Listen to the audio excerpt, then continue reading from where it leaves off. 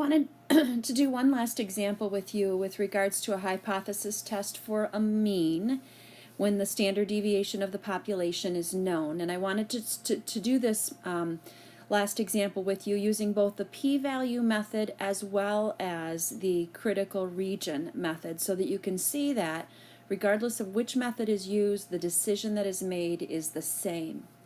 So according to a study, the mean cost of bariatric weight loss surgery is $21,500. So obviously they're making a claim about the mean being equal to something. So mu equals 21,500. The statement of equality always belongs in the hoe. So our claim in this example is in the null hypothesis. You think this information is incorrect, so you randomly select 25 bariatric surgery patients. So there's my sample size N, and you find that the average cost of their surgeries, there's my sample average X bar, is $20,695.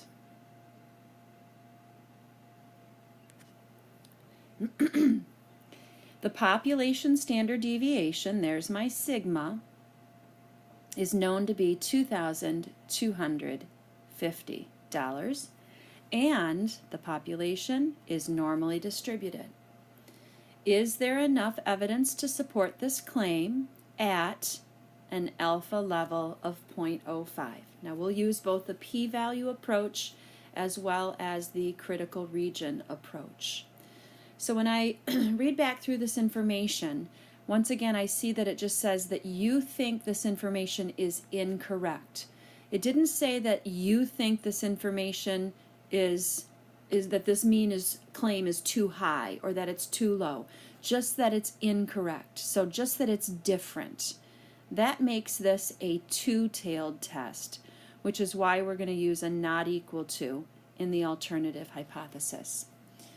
But let's not get ahead of ourselves. Let's make sure that we can verify that this is in fact an appropriate test to run, that a z-test for a mean is appropriate in this setting. So step one, verify that sigma is known. Check. That the sample is random. Check. And that the population is normally distributed, or N is large. Well, we're told the population is normally distributed. So step one is complete. Step two, state the claim, identify the null and alternative hypothesis. So our claim in this case is in our null hypothesis because it was a statement of equality. Step three, verify that you have a level of significance, and we have been told that alpha is 0.05. Step four, find the standardized test statistic. So we will find Z by taking our sample average minus the claimed population average and dividing by the standard error of the mean. So our sample average, 20,695, minus the claimed population average of 21,500, over the standard deviation of the population, 2,250, divided by the square root of our sample size, in this case the square root of 25. We end up, and remember again that if you're going to do this in one command on your calculator, you must enclose the denominator in parentheses as well as the numerator. I should have said that as well. But when you calculate this, and calculate it with me, you should get a z-test statistic of negative 1.79. Now let's do this with our p-value approach first.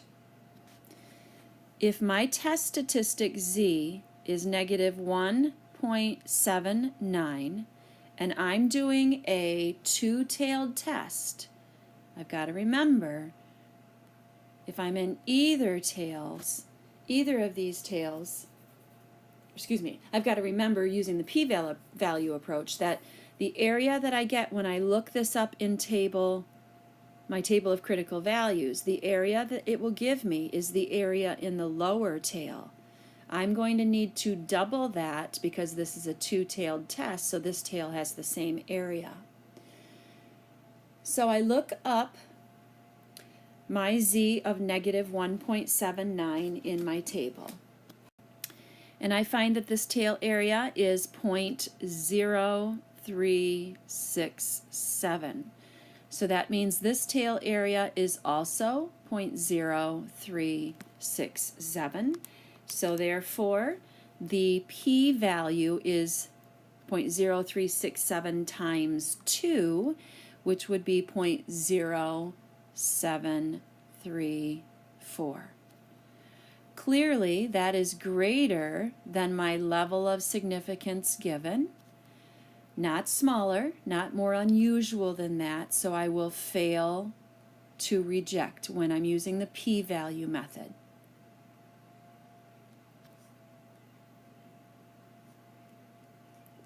That basically means that there is not sufficient evidence to support the claim that the mean cost of bariatric surgery is different from $21,500.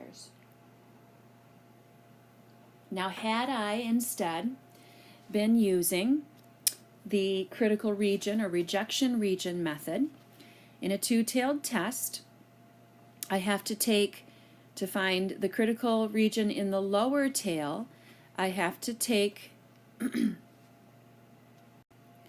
half of my alpha, which is 0.025, and look up in the body of Table A for the z-score that corresponds to an area below it as close to 0.0250 as possible.